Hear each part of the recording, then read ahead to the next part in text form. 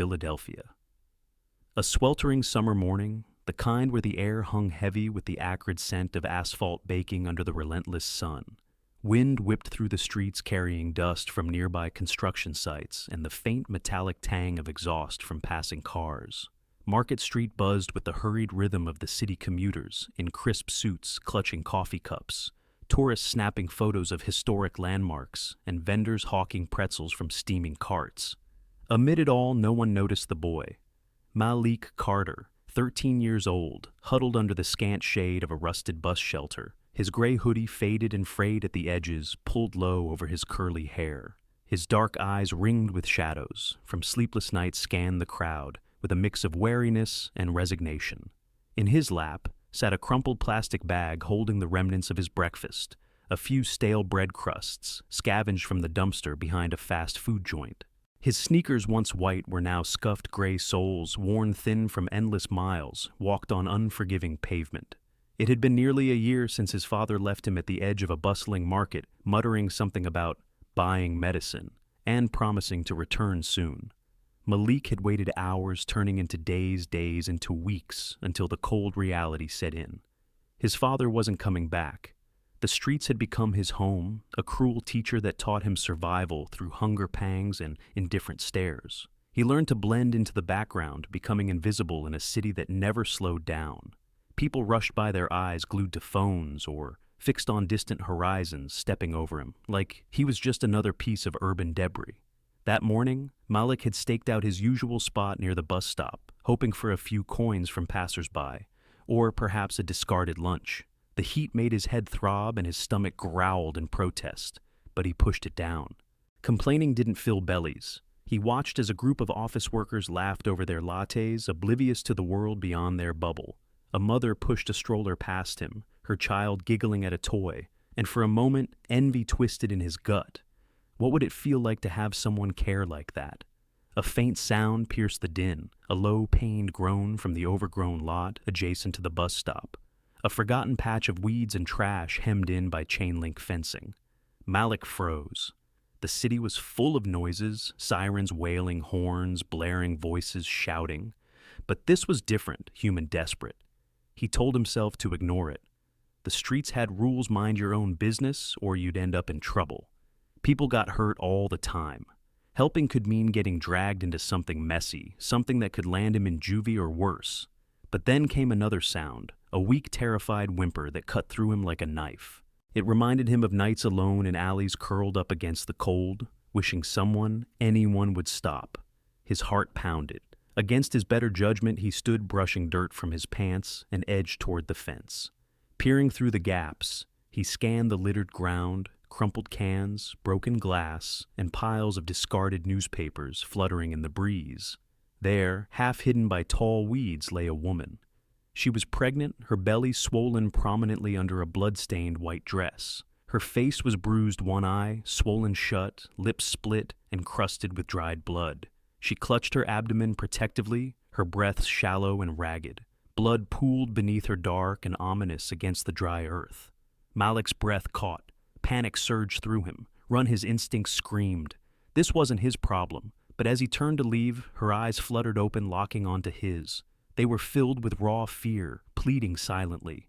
"Help me," she whispered, her voice barely audible over the distant traffic. He hesitated, glancing back at the street, where people continued their frantic pace, unaware or uncaring. No one else had heard. No one else would stop. Swallowing hard, Malik pushed through a gap in the fence, thorns scraping his arms as he knelt beside her. "Auntie, can you hear me?" His voice trembled, hands hovering uncertainly. She nodded weakly, tears carving paths through the grime on her cheeks. "Please." "I'm Malik," he said, trying to sound steady. From his pocket, he pulled his only possession of value, a half-empty water bottle he'd saved from the day before. Unscrewing the cap, he gently lifted her head, letting her sip slowly. The water dribbled down her chin, but she managed a few swallows. "Why, are you helping me?" She rasped her hand, trembling as it touched his arm. Malik looked at her belly, at the blood, at the vulnerability in her eyes. Memories flooded him of his own abandonment of nights, begging for scraps while the world walked by. "Because," he murmured, I know what it's like to need someone, and no one stops. The wind picked up, rustling the weeds around them like whispers of the city's indifference. Sirens wailed in the distance, but for now, it was just the two of them, a boy who had nothing and a woman who had lost everything. Malik didn't know who she was or what had happened, but in that moment, he made a choice. He would stay.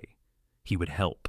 Little did he know this act would shatter the walls of his invisible life and thrust him into a world he never imagined.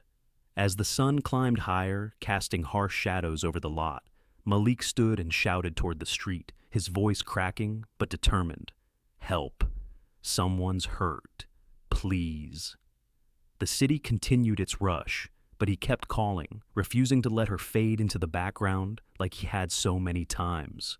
Malik burst out of the lot, his sneakers pounding the cracked sidewalk as he sprinted toward Market Street. His chest-heaved lungs burning from the heat and exertion, but he couldn't stop.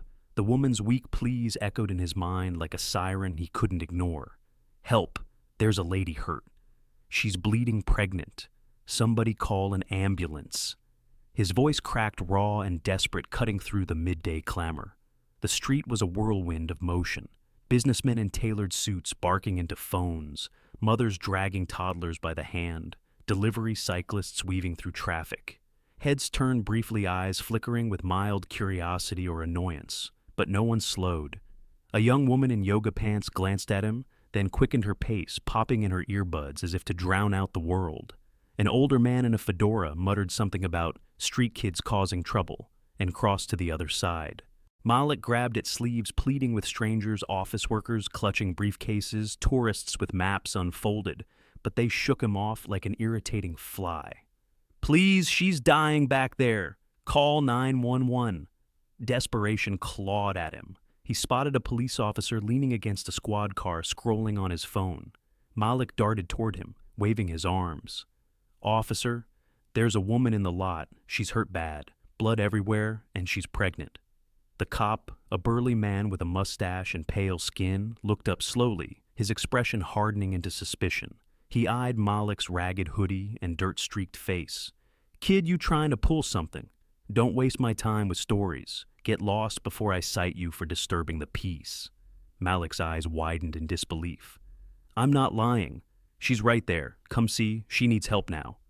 The officer stepped forward, towering over him, and placed a firm hand on Malik's shoulder, pushing him back.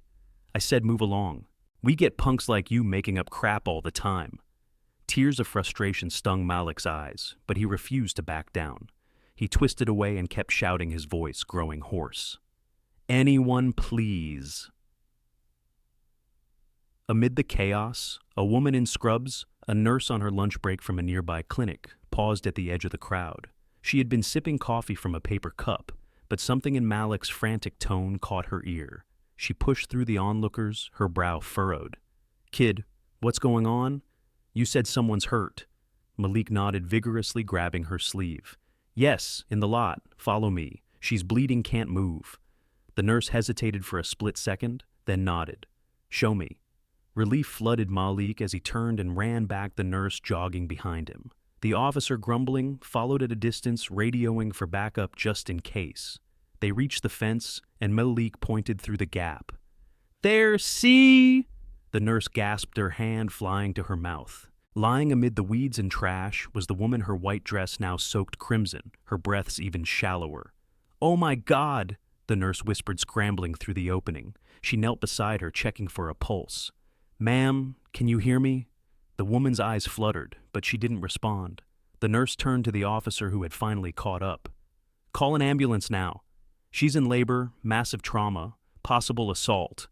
The officer's face paled as he fumbled for his radio. Dispatch, we need EMS at the lot, off-market, female victim, pregnant, severe bleeding. Sirens wailed in the distance within minutes. Paramedics arrived in a flurry, stabilizing the woman on a stretcher, hooking her to IVs and oxygen.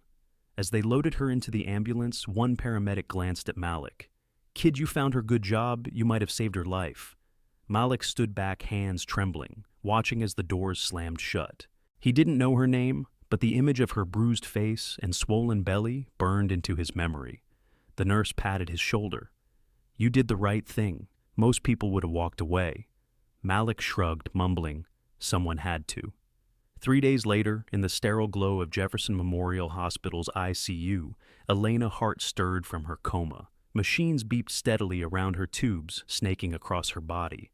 Her son, born prematurely but fighting strong in the NICU, had survived thanks to the emergency C-section. The doctor leaned in. "Ms. Hart, you're lucky. If you'd lost any more blood—" Elena's mind raced back the screech of tires as her ex-husband's SUV veered off the road, his furious shouts about her fortune, the blows raining down the final kick to her abdomen, before he dragged her to the lot and fled. Daniel Kravitz, her abusive ex, now in custody for attempted murder. But amid the haze, one face stood out, a boy's kind and scared. "The boy," she whispered, her voice hoarse. "Where's the boy who found me?" The nurse exchanged glances with the doctor. "We'll find him." Malik was at a shelter when social services tracked him down. They brought him to the hospital cleaned up in borrowed clothes that didn't quite fit. He entered the room hesitantly, expecting anger or dismissal. Elena's eyes lit up when she saw him. "You," she breathed, tears welling. "You saved us." He shifted uncomfortably. "I just didn't walk away." Elena reached out a bandaged hand. "In a city full of people, you were the only one who stopped. Thank you." For the first time in years, Malik felt seen not as a problem, but as a hero. But as Elena's story leaked to the press, billionaire heiress assaulted and rescued by a homeless teen, the whispers began. Questions about his past, doubts about her judgment. The cost of kindness was just starting to reveal itself. 3 days had passed since the chaos in the overgrown lot. But for Elena Hart, time had blurred into a haze of pain and unconsciousness. She awoke in the sterile confines of Jefferson Memorial Hospital's ICU, the steady beep of monitors filling the room like a mechanical heartbeat. Sunlight filtered through half-drawn blinds, casting long shadows across the white sheets. Tubes snaked from her arms to IV stands, and a faint ache throbbed in her abdomen, a reminder of the emergency C-section that had saved her life and her son's. The baby born prematurely at just over 6 pounds was stable in the NICU. Down the hall, his tiny lungs assisted by a ventilator, but growing stronger with each hour. A doctor in a crisp white coat stood at her bedside, clipboard in hand. "Ms. Hart, welcome back. You lost a lot of blood, internal injuries from the assault. If you'd been out there any longer, say 20 minutes more, we might not be having this conversation. Your son, he's a fighter. We'll monitor him closely, but the prognosis is good." Elena's mind raced, piecing together fragments, the screech of tires as her ex-husband's black SUV swerved off the highway in a fit of rage, his fists slamming into her face over a disputed prenup and her billion-dollar empire. Daniel Kravitz had always been volatile, but that night, fueled by alcohol and greed, he'd escalated.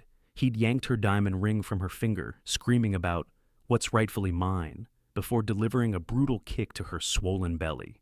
Then he dragged her semi-conscious body to the abandoned lot and fled, leaving her to die amid the trash. The police had arrested him within hours thanks to her car's GPS tracker and eyewitness reports of a suspicious vehicle, but amid the betrayal and terror, one image stood out, a boy's face, young and scared, hovering over her with a water bottle in hand. The boy— Elena rasped, her throat dry from intubation. "The one who found me, where is he?" The doctor exchanged a glance with the nurse. "Social services located him. He's a runaway, no family. We'll arrange a visit if you're up for it." Later that afternoon, Malik was escorted into the room by a social worker, his borrowed clothes, a clean t-shirt and jeans hanging loosely on his thin frame.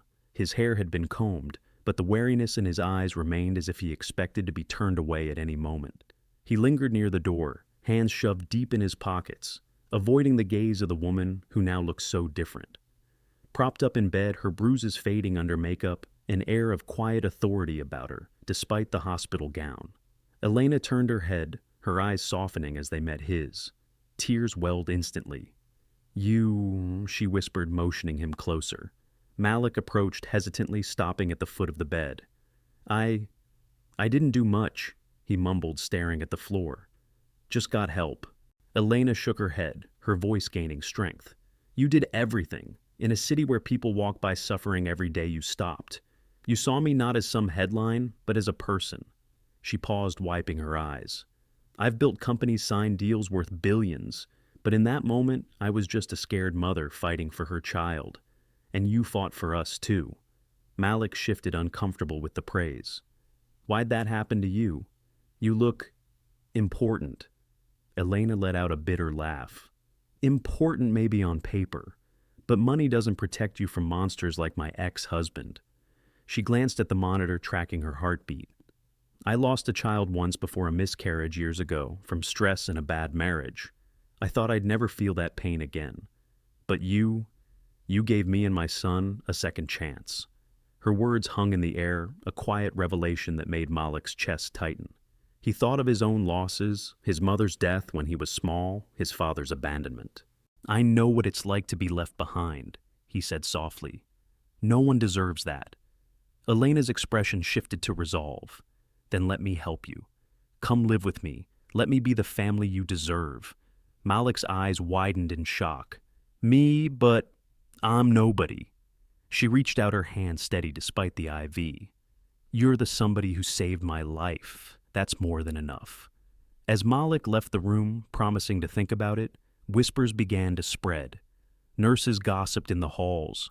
A reporter lurking in the lobby caught wind of the homeless hero. Elena's lawyers arrived soon after, their faces etched with concern. Ms. Hart adopting a street kid. The press will crucify you, and with your ex's trial looming, it could complicate everything. Elena stared them down. Let them talk. He's not a risk, he's a miracle.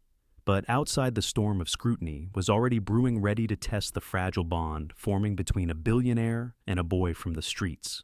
Elena's decision to adopt Malik sent ripples through her world, like a stone dropped into a still pond. But the waves quickly turned turbulent. In the opulent boardroom of Hart Enterprises headquarters in downtown Philadelphia, her lawyers gathered around a polished mahogany table, their faces etched with concern. Sunlight streamed through floor-to-ceiling windows, glinting off the skyline, but the atmosphere inside was heavy with tension. Ms. Hart, this is impulsive. Her lead attorney, a sharp-suited man named Harlan, argued, sliding a stack of papers across the table. The boy's record, a petty theft charge for stealing food last year. The media will paint you as unstable, especially post-trauma. Investors are already pulling back. We've lost 2 major deals this week alone.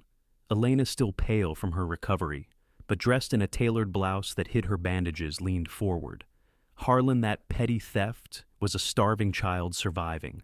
And if my stability is questioned for saving the boy who saved me, then let them question. She glanced at the headlines on her tablet. Billionaire's bizarre bond. Adopting her street savior. Skeptical articles speculated on her motives. Postpartum delusion publicity stunt. Whispers in high society circles suggested she was losing her edge.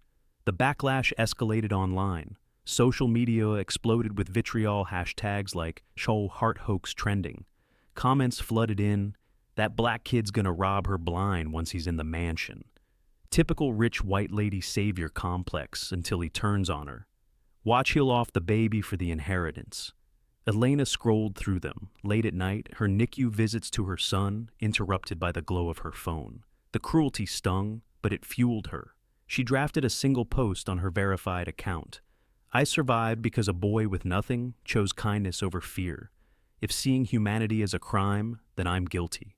Color class past, none of it defines worth. Kindness does. She hit send, and within hours it amassed 20 million shares endorsements from celebrities and activists pouring in. But the hate didn't stop. It intensified, anonymous threats slipping into her DMs. For Malik, the transition was a whirlwind of unease. Social services placed him temporarily in Elena's sprawling Rittenhouse Square penthouse, a far cry from alleyways and shelters. Marble floors echoed under his hesitant steps, and the guest room, bigger than any space he'd known, felt like a cage. Elena enrolled him in a trial week at an elite private school, hoping stability would help. On his first day, dressed in a crisp uniform that itched, he navigated hallways lined with lockers and laughing students. Whispers followed him. "That's the kid from the news, the homeless one." In the cafeteria, a group of boys cornered him. The ringleader, a pale-faced teen with gelled hair, sneered. Think you're special now? Rescued by some rich lady bet. You'll steal from us too. He spat on Malik's new sneakers, the glob landing with a wet smack. Laughter erupted around them. Malik's fists clenched old street instincts surging, but he held back, walking away with his head high. That afternoon, Elena waited at the school gates in her chauffeured car. She saw it all from afar, the spit, the taunts, and her heart broke.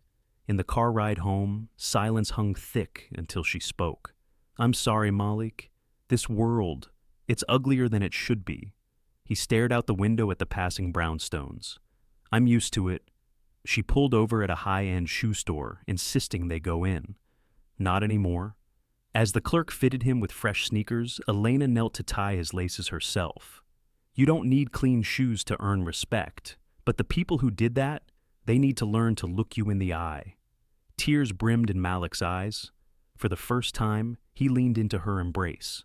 "Mom," he whispered the word, slipping out like a long-held breath. Elena held him tighter, her own tears falling. But the moment of warmth was short-lived. That night, a chilling email arrived, anonymous, but Elena recognized the phrasing, "Stay away from the kid, or he'll end up like you almost did." Daniel, her ex, had somehow messaged from custody, his threats seeping through legal cracks. The danger peaked 2 days later. Malik, walking home from a library Elena had suggested for homework, sensed footsteps behind him in a quiet alley off Chestnut Street. He turned to see two shadowed figures, hired thugs, their faces masked. "The boss says stay away from the rich lady," one growled, advancing with a knife. Panic surged, but Malik's street smarts kicked in. He grabbed a loose brick from a crumbling wall and swung it, connecting with one's arm in a crack of bone. The other hesitated, and Malik bolted, shouting for help, until a passerby called the cops. Police linked it back to Daniel, tightening his charges. Elena's resolve hardened. She hired private security and used her influence to expedite the adoption process, testifying in court about Malik's heroism. "He's not a risk," she declared. "He's my son." As the media frenzy grew, Elena and Malik faced it together, their bond forging in fire. The world might question, but in that penthouse under the city lights, a family was born, not from blood, but from a single act of unflinching kindness. 14 years had slipped by, like pages in a book Elena and Malik had written together, each chapter marked by triumphs over the scars of their pasts. The sun hung high over Harvard's historic yard on graduation day, casting a golden glow on the sea of crimson gowns and mortar boards.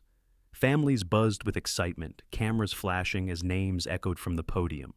Malik Carter, now 27, stood tall among his peers, his once wary eyes now steady and bright. He had traded street smarts for medical knowledge, graduating as valedictorian from Harvard Medical School, specializing in pediatric care, a field born from his own childhood struggles. As he approached the stage, the crowd's applause swelled. "Malik Carter," the dean announced, summa cum laude with honors in pediatric medicine. He accepted his diploma with a firm handshake, then stepped to the microphone for his valedictorian address. The audience quieted, unaware of the journey behind the poised young man in the cap and gown. "Ladies and gentlemen, faculty friends," Malik began, his voice clear and resonant. "I stand here not as a product of privilege, but as proof that one act of seeing can rewrite a life. I was once an invisible boy in a city that hurried past suffering, abandoned, hungry, forgotten. But on a sweltering summer day, a woman broken and bleeding saw me when no one else did. She didn't just save me from the streets. She taught me that worth isn't measured by what you have, but by what you give." He paused, scanning the crowd until his eyes found Elena seated in the front row. She was older now, her hair streaked with silver, her empire scaled back to philanthropy after retiring from Hart Enterprises. Beside her sat her son, now a teenager, cheering loudly. Malik continued, his words laced with emotion. "That woman became my mother. She fought court's media storms and prejudice to give me a home. Together we built something bigger, a foundation for kids like I was the Hart Carter Fund for Homeless Youth. We've housed thousands, educated hundreds, because we know no child is truly invisible if someone stops to look." Flashbacks flickered in Malik's mind as he spoke, the early years in the penthouse, Elena tutoring him through late nights, defending him against school bullies and tabloid lies. The threats from Daniel had escalated into a full trial where Malik testified against him, his voice steady despite the fear. Daniel was convicted, sentenced to life for attempted murder, but the victory was bittersweet. Through it all, Elena shared her own hidden pain, a childhood marred by her father's abuse, a secret she'd buried under layers of success. "I adopted you to heal us both," she'd confessed one rainy evening, tears mingling with his. "You reminded me that kindness isn't weakness, it's redemption." The crowd erupted in applause as Malik concluded. "To my mother, Elena, thank you for seeing the boy in the hoodie. And to everyone, stop, look, change a life. Because in a hurried world, the greatest legacy is the one you leave in another's heart." He descended the steps, diploma in hand, and embraced Elena tightly. "You did it," she whispered, her voice thick with pride. "No, we did," he replied, pulling back to smile at her son, his brother now, who high-fived him enthusiastically.